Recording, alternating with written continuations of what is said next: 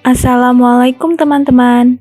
Saya Nur Laila Fadila, mahasiswi PGMI IAIN Kudus. Saya akan menjelaskan tentang multidimensi peserta didik. Energi dan kreativitas peserta didik. Teori perkembangan yang berpusat pada peserta didik harus berdasarkan diri pada gagasan bahwa kemampuan eksternal merupakan cerminan dari perkembangan progresif dari kesadaran internal dan kapasitasnya. Perkembangan itu bukan hanya bersumber dari faktor eksternal atau akibat penciptaan dan penerapan alat atau instrumen yang lebih baik yang bersentuhan dengan mereka.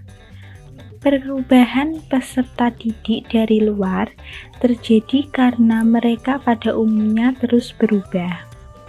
Perkembangan dan pengembangan peserta didik terus berlanjut sejalan dengan perubahan sistem sosial dan kompleksitas kehidupan.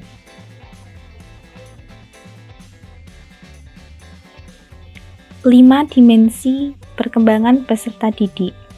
Yang pertama, perkembangan fisik. Yang kedua, perkembangan sosial. Yang ketiga, perkembangan mental.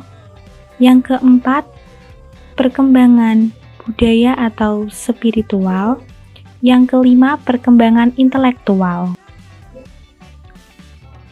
Perkembangan fisik, di mana lajunya relatif sesuai dengan faktor genetis. Menu makanan, pelatihan yang diperoleh, kebiasaan hidup, dan kondisi lingkungan. Perkembangan sosial, di mana anak dapat berkembang sesuai dengan bentukan masyarakat. Misalnya, anak atau peserta didik akan menjadi lebih politis, berorientasi ekonomis, dinamis, disiplin dan bertakwa, memiliki daya suai, dan lain sebagainya.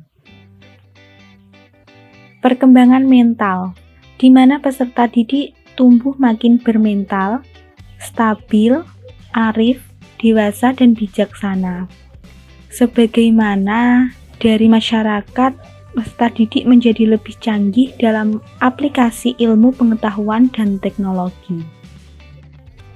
Perkembangan budaya atau spiritual, di mana peserta didik harus menumbuhkan toleransi terhadap orang-orang dengan keyakinan yang berbeda, pengakuan hak asasi manusia, dan nilai-nilai umum. Perkembangan intelektual, khususnya pergeseran dari kemampuan penalaran konkret ke abstrak, mengolah data menjadi informasi, memecahkan masalah-masalah yang rumit, serta membuat solusi atau dasar informasi yang mirip, sama, atau bertentangan.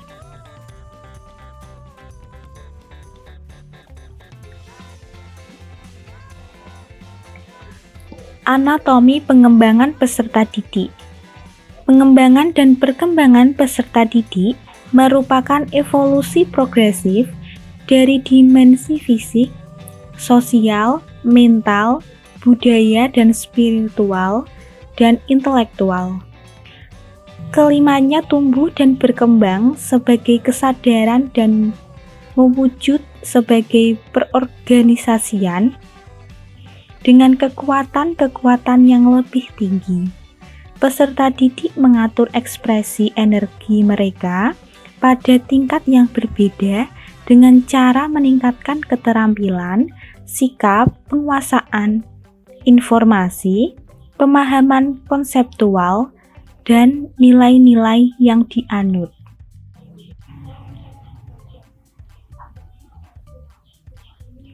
Dimensi kesadaran peserta didik. Mengikuti logika berpikir Robert Macfarlane tahun 1999 tentang perkembangan manusia. Peserta didik memiliki 3 pusat kesadaran yang bagian-bagiannya bisa dikembangkan. Pertama, kesadaran fisik, berupa sensasi fisik, dorongan dan kebutuhan yang mendesak. Kedua, kesadaran mental, seperti sifat gugup, dorongan psikologis, perasaan, dan emosi.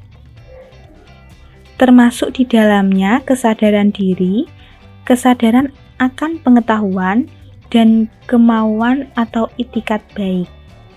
Ketiga, kesadaran spiritual atau rohani, berupa intuisi spiritual, kebijaksanaan, dan dorongan kekuasaan yang dalam banyak kasus belum berkembang sepenuhnya. Perkembangan fisik peserta didik. Menurut Catherine 2010, pengembangan fisik dimaksud antara lain mencakup perubahan dalam ukuran atau proporsi tubuh, penampilan, serta fungsi berbagai sistem tubuh. Menyertai pertumbuhan dan perkembangan, terjadi juga perkembangan otak, persepsi, kapasitas motorik, dan kesehatan fisik. Pertumbuhan dan perkembangan fisik peserta didik adalah unik, karena semua perubahan yang terlihat dilewati hampir setiap mereka yang normal. Pertumbuhan fisik itu merupakan hasil dari interaksi yang bersifat terus-menerus dan kompleks, sebagai interaksi atau faktor keturunan dan lingkungan.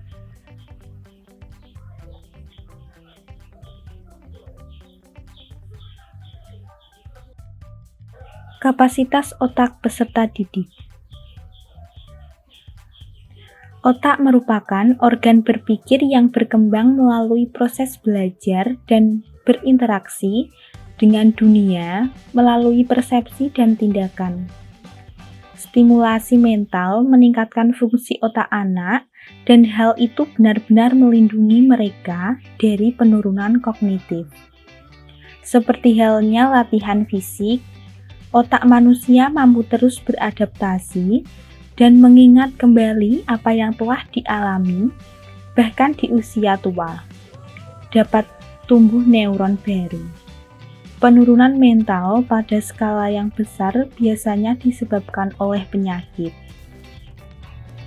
Sedangkan penurunan memori atau keterampilan motorik umumnya lebih disebabkan oleh keterbatasan aktivitas dan kurangnya latihan dan stimulasi mental. Sekian yang dapat saya jelaskan tentang multidimensi peserta didik. Wassalamualaikum warahmatullahi wabarakatuh.